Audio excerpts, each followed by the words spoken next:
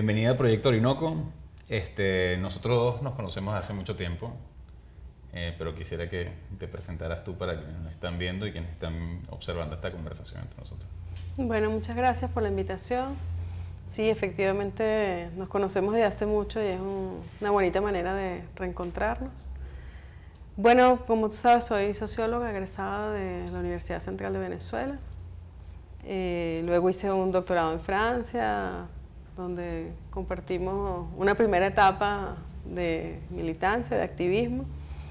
Luego compartimos un tiempo aquí en la función pública y hace unos 10 años que me convertí en docente de la Escuela de Sociología de la que egresé.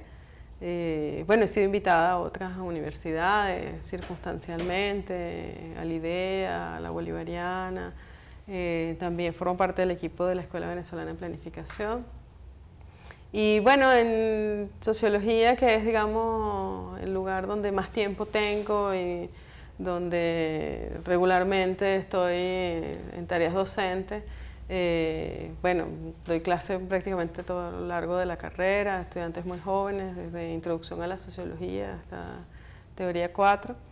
Y bueno, como sabes, tengo una amplia gama de temas de mi interés que van desde la teoría social, clásica y contemporánea, hasta temas más concretos que me ocupan según los intereses de alguna institución. Has trabajado sociología política, has trabajado sociología, no sé si se dice sociología militar o te has interesado al tema militar. En fin, yo te quería preguntar, para comenzar, tú que eres profesora universitaria hoy, claro, las universidades siempre han sido escuelas de cuadro y han participado, hay mucha comunicación, si se quiere, entre la universidad y el mundo de la política. Es normal, digamos, que los dirigentes estudiantiles tengan un rol político más adelante. Claro, en la actual coyuntura probablemente más, ¿no? Porque hay una generación en la oposición venezolana, una generación que se formó con las movilizaciones estudiantiles del 2007 y bueno, en particular Guaidó y otros vienen directamente de esa generación.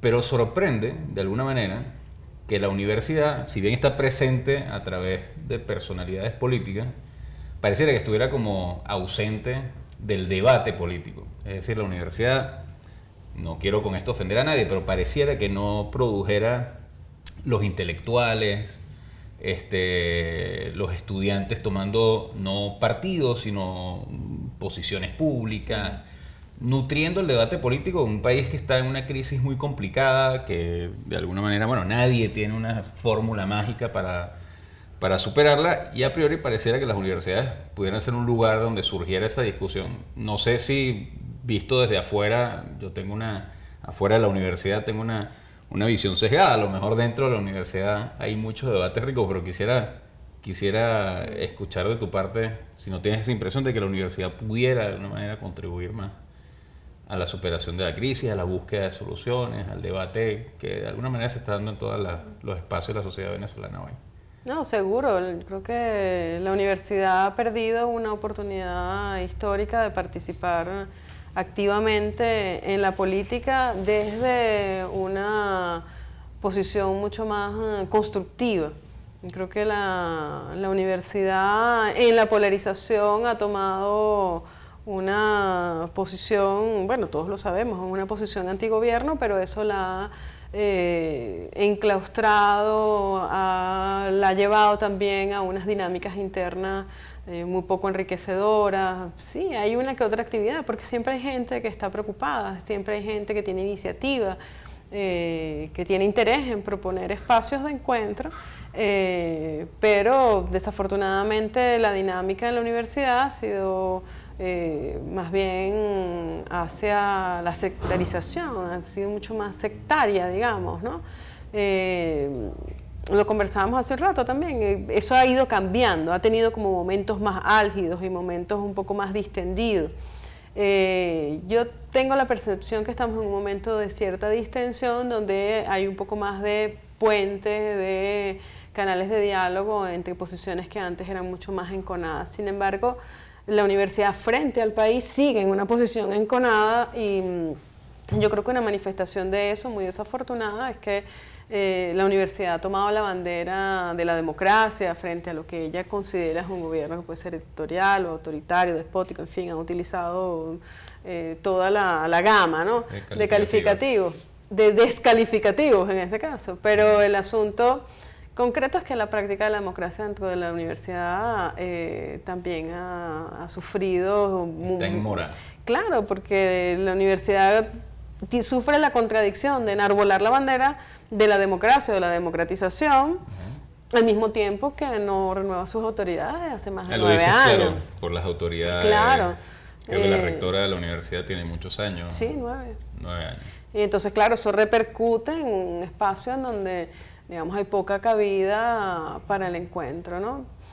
Y habría quien te pudiera objetar, bueno, lo que pasa es que la universidad está de capa caída, la crisis económica y social, que siempre en el ámbito universitario se subraya la falta de recursos, o sea, nunca hay, no digo que nunca, pero las universidades públicas siempre han pugnado por tener un financiamiento digno, poder tener la mayor cantidad de recursos, digamos, dirigidos a las diferentes áreas de educación.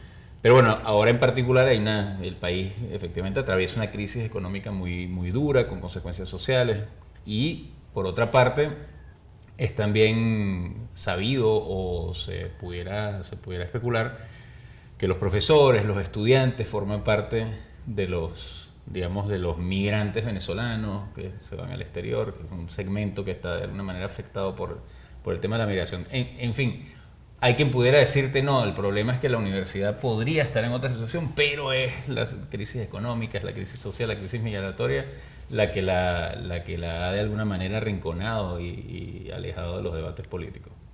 No, sin duda la crisis tiene un efecto y es obvio que tiene un impacto en las condiciones materiales de la universidad en términos presupuestarios. Sin embargo, bueno, ahí estamos siempre en la frontera entre mito y realidad, ¿no? Y también, digamos, en una sobrevaloración de algunas cosas. La crisis presupuestaria universitaria es una crisis estructural, pero además no solamente en la sociedad venezolana. Todas las sociedades reclaman que las universidades deberían tener más presupuestos justamente para dedicarse a atender los problemas de esas sociedades.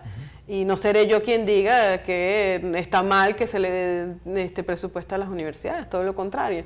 Pero pienso que hay como múltiples respuestas, todo esto es multifactorial. Por un lado, lo que señalaba anteriormente, la posición muy enconada de la universidad en una diatriba con el gobierno. Pienso que la universidad ha perdido también centralidad en la sociedad, ¿no?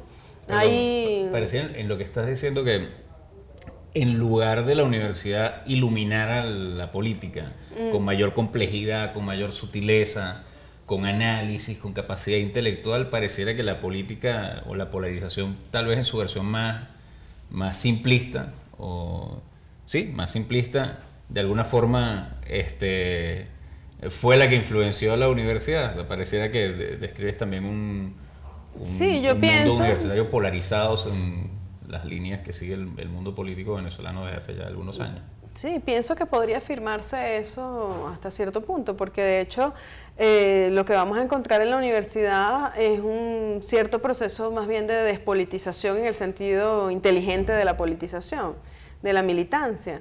Tú señalabas, bueno, hay un grupo de líderes de la oposición que han estado vinculados a la universidad, que parecen, digamos, un poco los hijos de la universidad, de un movimiento estudiantil, pero hay que decir que previo a ese movimiento estudiantil, en tiempos de otra gestión universitaria, también hubo un movimiento estudiantil digamos que tenía afinidad con el gobierno del comandante Chávez, que eran los estudiantes que tomaron la plaza del rectorado en un momento determinado. Cierto. De manera que lo que yo creo es más bien que ha habido un tránsito, un desplazamiento de las afinidades políticas dentro de la universidad bajo la influencia de quienes están frente a la universidad, quienes son autoridades de la universidad, y a unas prácticas poco democráticas dentro de la universidad.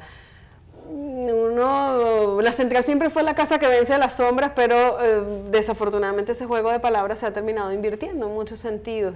Y yo digo que es desafortunado porque es un espacio que yo considero debería ser revitalizado por quienes hacemos vida allí, profesores, estudiantes, trabajadores de todo tipo, que esperan una universidad mucho más beligerante, pero en el sentido positivo, constructivo, ¿no? Claro, contradictorio. Sí, claro, hay que vivir las contradicciones, alimentarlas, debatirlas, discutirlas.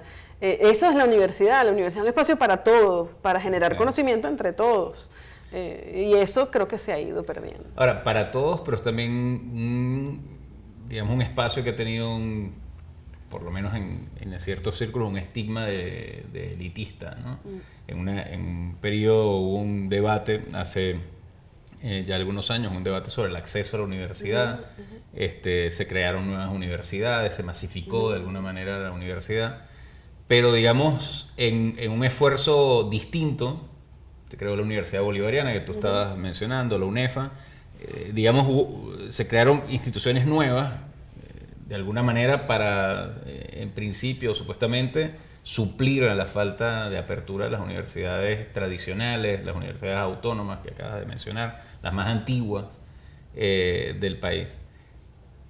Tú que estás ahora dando clases en la Escuela de Sociología, las clases populares entraron a la universidad, entraron a la Escuela de Sociología, que, como lo decía Pierre Bourdieu, este gran intelectual admirado por nosotros dos, se asemeja a un deporte de combate, es una disciplina académica, pero que da herramientas para comprender y transformar la realidad.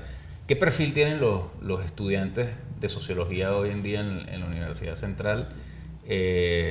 ¿Son de clases populares? ¿Son de clases medias? ¿Qué aspiraciones tienen? ¿Cómo analizan la sociedad? ¿Cómo la ven? ¿Cómo siente la profesora que les da clases a esos estudiantes de primero, segundo y tercer año de esta generación que está yendo a la universidad en medio de la crisis económica, política y social?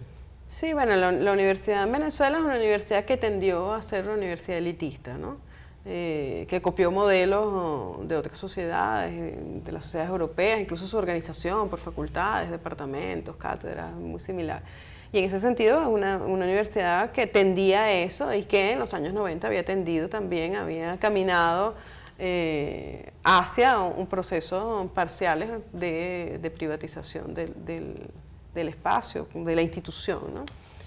Hoy en día, digamos, después, en los últimos años, hubo un crecimiento del número de estudiantes, incluso en las universidades autónomas, que accedían a la universidad porque se habían abierto canales para que eso ocurriera de manera regular, es decir, que no fuera fortuito, que no fuera simplemente una imposición, sino que hubiesen canales regulares para que eso perdurara. El asunto es que la crisis obviamente es desigual. Los resultados de la crisis son desiguales y lo que hacen es exacerbar las desigualdades. Entonces, bueno, las clases populares que habían accedido a la universidad, digamos, en el momento de apogeo de la Revolución Bolivariana, han visto también al ver mermado sus recursos, mermado sus posibilidades de entrar o mantenerse dentro de la universidad. Eso, por un lado. De manera que lo que vemos es un perfil más bien de hijos de clase media, hijos de profesionales o de clase media calificada, que es clase media no necesariamente por su condición asalarial, sino por su propia identidad, la identidad que manifiestan, ¿no? Cómo se entienden, cómo se miran, cómo se perciben dentro de la sociedad, porque efectivamente son sectores medios, ¿no? ¿Y tienen dificultades materiales? Claro, tienen muchas dificultades materiales en lo cotidiano, dificultades de transporte, dificultades, incluso, bueno, muchos de ellos han tenido que comenzar a trabajar, entonces incluso en el uso del tiempo. Y bueno, ha habido una deserción importante, bien porque resienten la necesidad de comenzar a trabajar, bien porque siguen a sus familiares a otros países, en fin, toda la variedad de razones que explican la migración y la deserción, ¿no? Que en este caso son fenómenos que van en paralelo, ¿no? Que se tocan. ¿son cosas que movilizan a la población universitaria o que la vuelven más apática? Pues de alguna manera el caso venezolano, a ver, dependiendo de las coyunturas, da para las dos cosas, ¿no? Pero pareciera que, a ver, cuando hay condiciones sociales muy adversas, etcétera, se tiende a pensar que puede haber un estallido, que hay mayores razones para reivindicar, etcétera. Pero por otra parte, pareciera también que hay, como dices tú, una suerte de despolitización. Puede ser hartazgo, puede ser simplemente por estar abrumados por la cotidianidad, etcétera, un efecto desmovilizador. No sé, ¿cómo sientes tú a la población universitaria hoy? Yo me quedaría un poco con esa última valoración que tú haces. Hay un efecto desmovilizador de la crisis, ¿no? Lo cual no quiere decir que la gente no tenga interés o que no tenga preocupación por la situación o que no se plantee reflexionar acerca de las posibles soluciones. Lo que sí está ocurriendo es que, bueno, la gente está abrumada por una cotidianidad compleja que los afecta individualmente, pero afecta a su entorno inmediato y sus comunidades. Pero bueno, justamente el espacio de la universidad puede ser revitalizado. Uno puede aferrarse a la visión distópica, nada tiene salida. Vamos todos, como usted decía, una expresión muy infeliz, pero vamos todos al suicidio colectivo, o no, al contrario, bueno, sí, hay que enfrentarlo, hay que explicárselo, hay que analizarlo, hay que interpretarlo y luego hay que también construir soluciones colectivas. Yo creo que los estudiantes tienen ese interés. Ahora, en el ambiente de la universidad, las soluciones que parecen salir del debate a veces también están muy mediadas por esa polarización, por ese enconamiento, ese sectarismo, de tal suerte que también las soluciones suelen ser muy estereotipadas, pero eso digamos que puede trabajarse, puede... ¿Estereotipadas cómo? O sea, Bueno, la tendencia, por ejemplo, a pensar que la solución a la situación universitaria podría pasar por una privatización de la institución, que la institución rompa las relaciones con el Estado, ¿no? Y bueno, como hay una asimilación entre gobierno y Estado, ya no se sabe quién es quién desde esa mirada. Bueno, entonces como queremos romper con el gobierno, romperemos con el Estado y nosotros ahora nos vamos a autogestionar, vamos a producir nuestros propios recursos y vamos a conseguir una especie de mecenas o financistas que nos ayuden a salir adelante. ¿Y eso es una visión que tiene fuerza Eso ahora? es una visión que sale con cierta regularidad. Digamos que yo me he puesto como tarea también problematizarlo. Ajá. Cambiar de patrono no significa que se resuelven tus problemas, vas a tener otros problemas. Claro. Y en todo caso, bueno, de mi parte la posición es que la educación tiene que seguir siendo un deber del Estado, es una responsabilidad del Estado. Cómo se forman profesionales para construir un país desde una mirada de un capital privado X que va a tener sus propios intereses, que no son otros que lucrar su capital, ¿no? Bueno, pero que de hecho existen universidades privadas, o sea, claro. no es tampoco una novedad ni una realidad negada. Hay universidades públicas, hay universidades privadas, efectivamente el Estado tiene yo coincido contigo, pues tiene ese deber de proponer educación gratuita y de calidad a todos los niveles. Pero hablando precisamente de educación gratuita, de calidad y a nivel universitario, hace falta recursos hasta para lo más elemental. Recursos de parte de la comunidad, pero recursos también en la universidad, como por ejemplo para leer libros, ¿no? Una profesora de sociología pues debe tener que proponerle a sus estudiantes que lean algunos clásicos, Durkheim o qué sé yo, Bourdieu, que estábamos citando ahorita. ¿Cómo se hace en el contexto actual para asegurar esa circulación del conocimiento, esa puesta en común de herramientas que pueden ser o bien porque son escasas o bien porque son muy costosas, no estar al alcance de los estudiantes? ¿Cómo se lidia con esa, no sé, supongo limitante en la coyuntura actual? Bueno, la respuesta es ambivalente, porque en realidad las nuevas tecnologías nos han permitido que poner los recursos en manos de los estudiantes de manera bastante simple. Yo utilizo plataformas en internet, especies de aulas virtuales para poner al servicio de los estudiantes toda la bibliografía que he ido compilando como hormiguita en formatos digitales. O incluso mis libros, eventualmente escanearlos para que estén a disposición de los estudiantes. De manera que eso, bueno, sí, siempre es una dificultad.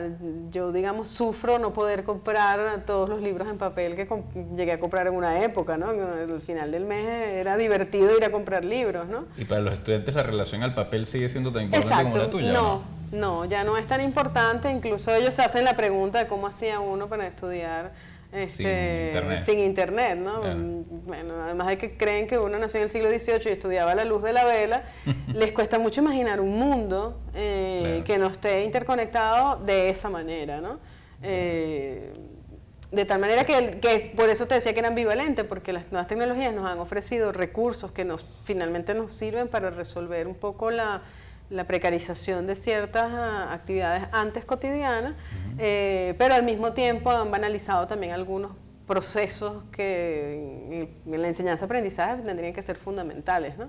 Claro.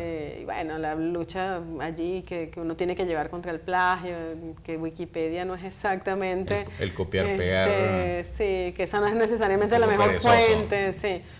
Pero bueno, el proceso de enseñanza-aprendizaje pasa por todo eso, ¿no? No solamente enseñar el concepto y la teoría, sino una manera de hacer, es un saber hacer.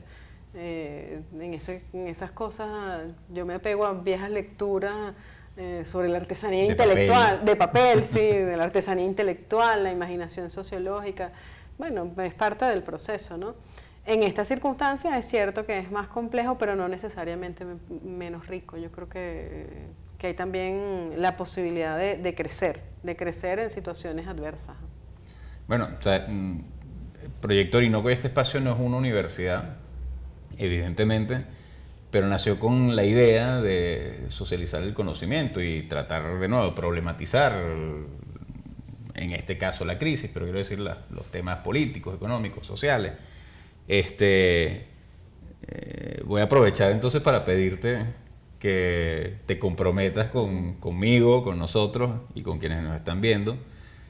Nosotros vamos a proponer tutoriales, también pensando un poco en esa idea de que bueno, hay obras, a pesar de que el internet a veces se encargue por nosotros, pero bueno, si las cosas están en internet porque alguien las subió, porque alguien tuvo la iniciativa de ponerlas en común. Y nosotros queremos que gente como tú, que tiene acceso a ciertas obras que pueden ser muy útiles para entender la realidad, que pueden ser muy útiles para reflexionar, podrán agarrar un libro o varios, leerlo, y hacernos un tutorial de 15 minutos para compartirlo con quienes nos siguen en las redes sociales, poner esas herramientas en manos de cualquiera, de gente que esté en la universidad o no, pero que quiera interesarse en algunos de esos temas. ¿Podemos contar contigo para eso? Va a ser muy difícil la selección, pero sabes que puedes contar conmigo. Y bueno, y también incorporar a la comunidad de estudiantes, etcétera. Estamos abiertos a que cada uno de ellos tome la iniciativa y traiga un libro y pueda explicarlo frente a la comunidad de Proyecto Orinoco. Mira, yo quería, no sé, cerrar un poco esta conversa, este intercambio, preguntándote una vez más, sin despegarnos de la cotidianidad.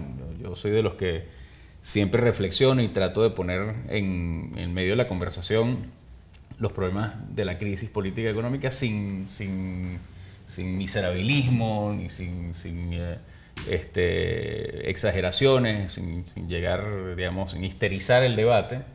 Pero ¿cómo crees tú, una vez más desde el ámbito universitario, ahora que hay tantas iniciativas, hay iniciativas de diálogo, algunas en las esferas políticas que son difíciles, pero también en la sociedad hay iniciativas de diálogo que traen actores que vienen de la izquierda, que vienen del chavismo, otros que vienen de la oposición, que finalmente terminan dándose cuenta, a pesar de preservar las diferencias, que de esta gran crisis o de esta gran, digamos, complejidad en la que estamos inmersos no se sale sin discutir, sin estar de acuerdo en algunas cosas, en otras no, pero buscando soluciones en común. ¿Cómo se ve desde, no sé, una profesora de sociología, desde la Universidad Central de Venezuela, la posibilidad, efectivamente, de construir una solución en común venezolana que preserve una vez más las diferencias, pero que nos ayude a, de nuevo, reconstruir de alguna manera una convivencia política, económica y social dentro de nuestras instituciones democráticas. Bueno, de la manera en la que tú lo planteas, hay dos cosas que yo rescato y que para mí son fundamentales. Uno, preservar las diferencias. Porque creo que hay una tendencia a pensar que el diálogo debe llevarnos a un consenso forzado. Todos nos tenemos que poner de acuerdo en todo. Y eso es una quimera, no es ni siquiera una utopía, es una quimera. Negación de la sociedad. Claro, porque el asunto pasa por el reconocimiento del otro. Correcto.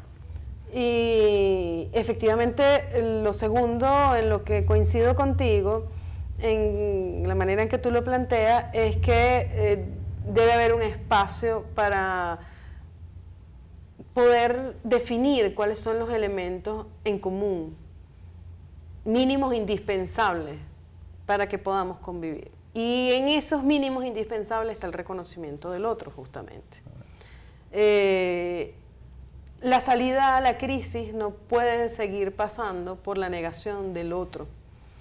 Y una de las cosas que a mí más me preocupa de los espacios de diálogo es que están o en las esferas políticas o están en ciertos ámbitos de la sociedad. Pero poco veo allí a un actor, un sujeto histórico importante de los últimos años. ¿Qué es? Que han sido el pueblo venezolano.